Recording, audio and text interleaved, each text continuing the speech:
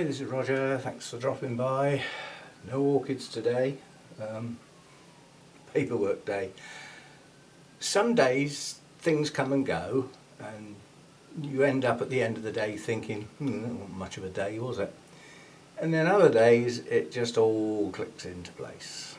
So, like my sister suggested, to sort out these values, I went down to Santander and a very, very helpful lady spent half an hour with me going through all their search engines and everything, and there is no trace whatsoever of anything to do with my mother.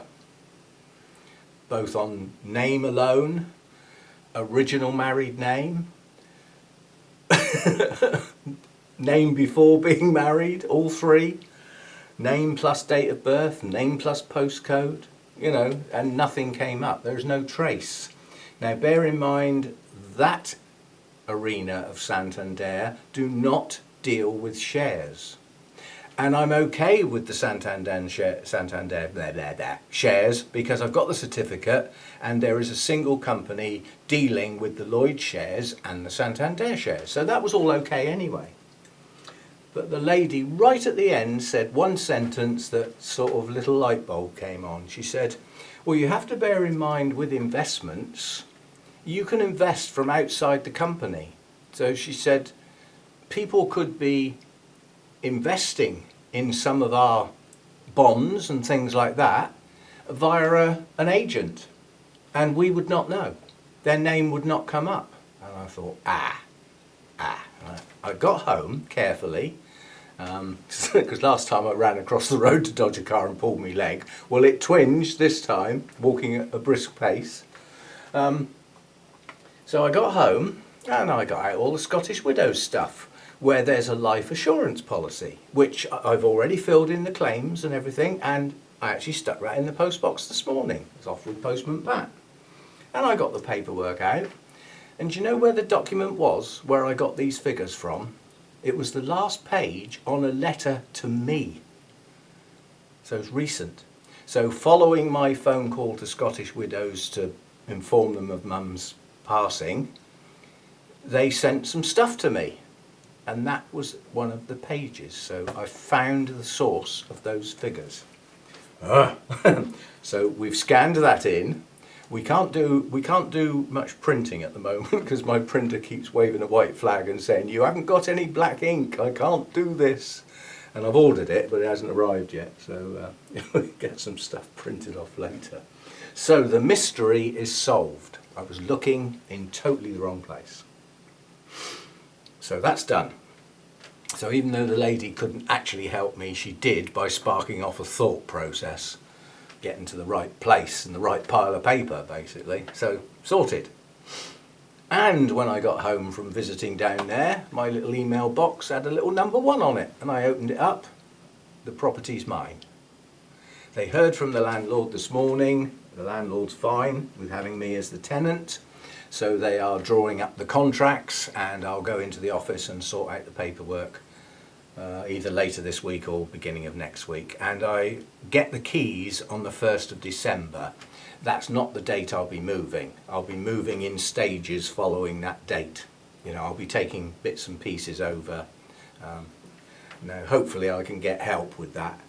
Hannah will probably come down for a weekend and help me pack up all the small stuff, the stuff that needs to be wrapped, things like glasses, plates, all that sort of stuff that anything that I don't use on a day-to-day basis. And quite honestly, I'll get a plate out of one of the cupboards that's not one of the ones I'm going to take and use that until I leave.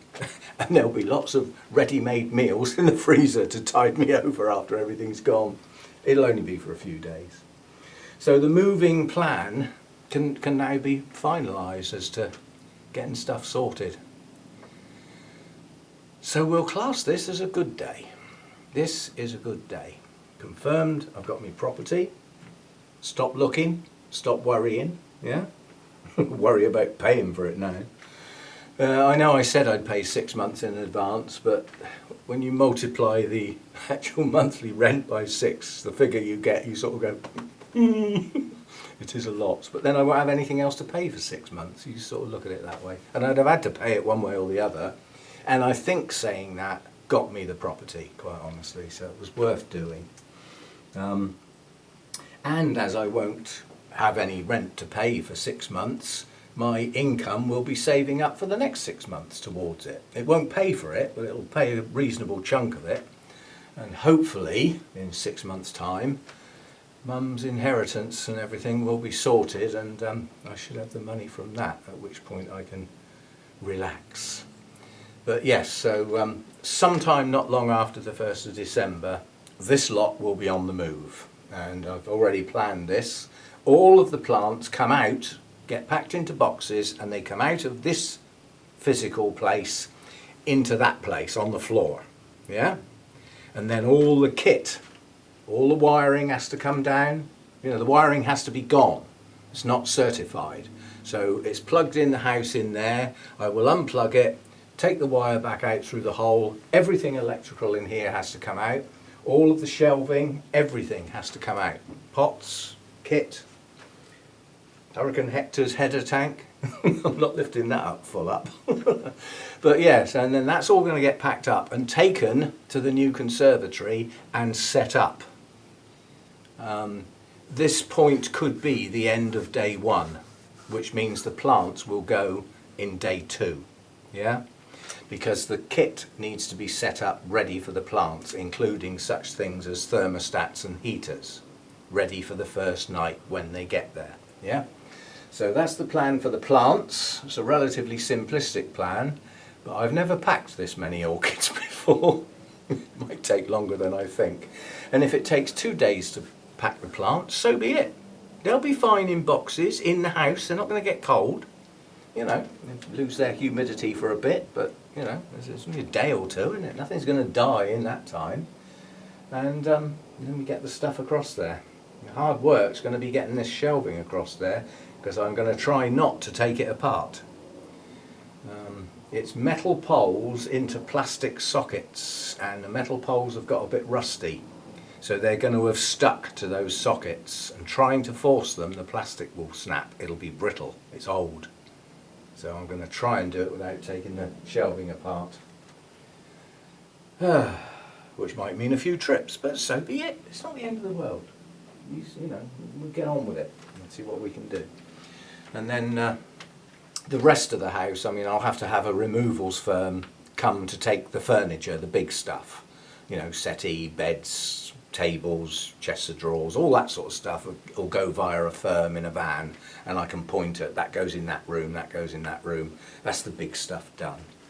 And that can be done any time, because when it's gone, there's still enough furniture here for me to be okay. Even for a while, because one of the chairs in the lounge isn't going, so I've got a comfy chair to sit on. My laptop can do what it's supposed to do, go on my lap until such time as I move, but I can't do that last move until I've got the fridge freezer delivered, because I'm going to have to buy one, there isn't one there, and the internet's up and running. I don't want to break in my internet. Now, if this company can be used and it's a house move, so I stay with the same company, which I'm hoping, then all well and good. You know, they'll be able to do that to a fixed date, and I'll have a gap of a few hours, I suspect. But if that can't be done, I'll be going with a new company, and they'll need to send me stuff like a hub and whatever. So that's got to be done, and it looks like I'll be in the new place for Christmas. So that'll be a novelty, being able to cook Christmas dinner with a proper oven, one that works. And that's one of the things I'm really looking forward to, is a house where everything works. You know, it's relatively modern. There's enough sockets to plug things in. You know, this lounge has got 3 sockets, a pair and a single, and everything's running off of them, which is iffy, but it doesn't all get turned on at the same time. This is the thing that would push the socket this is plugged into if everything in here was on. You know, if you think, if the extractor and the inlet fan were both on, both circulating fans, and Hurricane Hector all on at the same time, you know, that's possibly pushing it. But the big item is obviously the heater. You know, when you're running a 2 kilowatt heater, you're pushing the load. And if you added on lots more with that, you could be pushing it. So We don't do that. The heater comes on with one fan and that's it. It comes in, it comes on its own. So that's all right. So there we go. A good day for getting boxes ticked. So I will now, I've got nothing to water out here today. I'm giving it a miss. Mounts and stuff were done yesterday. They don't get done so often. Pots and stuff will probably get done tomorrow or the day after. No rush. They don't dry out, not without the heat. So yeah, I'm going to plod away for the rest of the day getting the evidence sorted out for each of these items. So everywhere where there's a value in these inheritance tax forms, I'll have some verification, some evidence as to where that value's come from. And then it's just a matter of reprinting any pages that have changed when I get me ink. And then that lot can go off in the post. And then all the stuff to do with that, which is basically all of Mum's paperwork, can just get put in a pile in the corner and forgotten about until such time as we might get some queries. Yeah? Can just be forgotten about.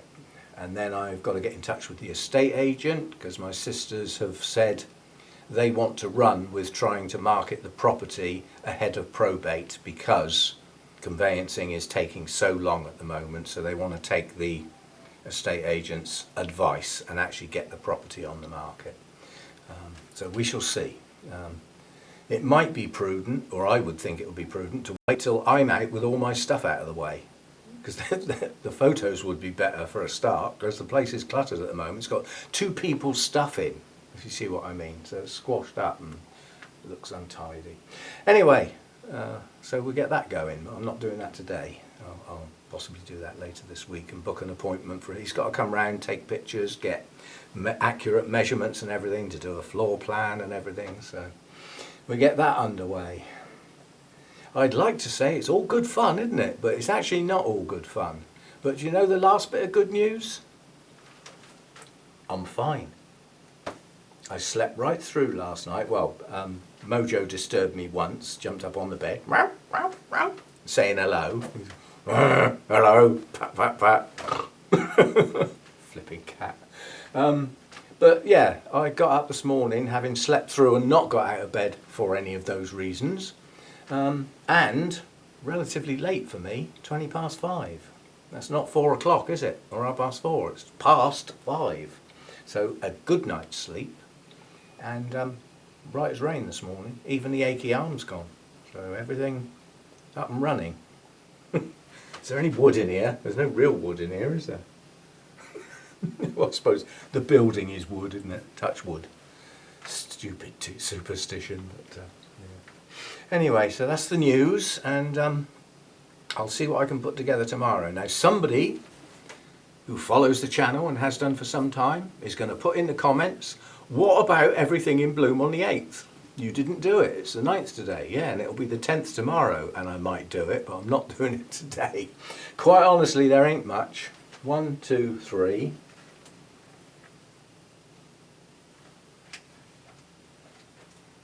Just about 4, 5, 6, there's 7 plants in bloom. It's not exactly a big deal, is it? And some of them you've seen recently, the Masdevallia, the Vanda, you know. So I'm not doing it today. I may do it as part of something else tomorrow, but I think we'll give that formal everything in bloom on the 8th a miss this month. Too much on the go. Anyway, a good news day. See you next time. Cold coffee, that's not good news, but we have a way of dealing with that. It's called the microwave. See you next time. Bye for now.